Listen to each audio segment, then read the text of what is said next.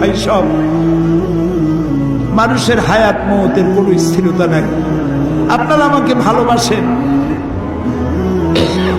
এর জন্য আমি কৃতজ্ঞ। আমি আপনাদের কাছে দোয়া চাই, যেদিন আপনাদের কানে যেদিন খবর আসবে সাইদি নাই, একদিন ইতিহাস থেকে আমিও হারায় যাব। কিয়ামতের দিন আল্লাহ যেন আমাকে মাফ করে দেন। আমি কিচ্ছু চাই না আল্লাহর কাছে। আল্লাহ যদি বলেন কিয়ামতে তোরে মাফ করে দিলাম, এর থেকে বড় পাওনা আমার নাই।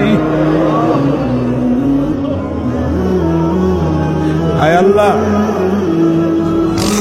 এদেশে ইসলামের জন্য কারা রক্ত দেয়?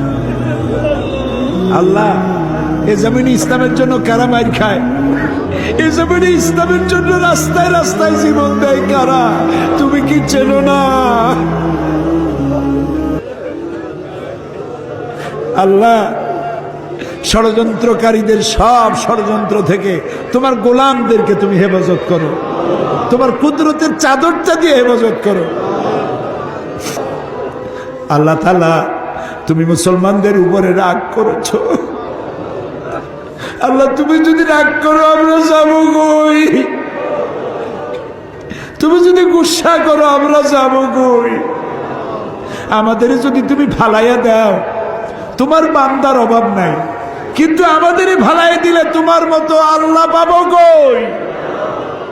তুমি আমাদের আল্লাহ, তুমি আমাদের রব, তুমি আমাদের মনিব, তুমি আমাদের খালেক, তুমি আমাদের রাজ্জাক। বাচ্চা অপরাধ করে, মা বাবা যখন দেখে বাচ্চা কান্দে ক্ষমা করে দেয়। আমরা বাচ্চার মতো পরিণত বয়সেও জীবনের দুর্বলতম মুহূর্তে অনেক গুনাহ করে ফেলেছি বাবু। সেই গুনাহগুলি কেউ দেখে নাই, তুমি দেখেছো বাবু। কিয়ামতে লক্ষ কোটি মানুষের সামনে আমাদের গোপন গুনাহগুলি প্রকাশ করে দিয়ে আমাদেরকে লজ্জা দিও না বাবু। আল্লাহ তাআলা, 3000 বছর ধরে তুমি জাহান্নামের আগুনকে উত্তপ্ত করেছো। রক্ত মাংসের শরীর নিয়ে দোজখের আগুনে জ্বলতে পারবো না। জাহান্নামের আগুন আমাদের জন্য হারাম করে দাও।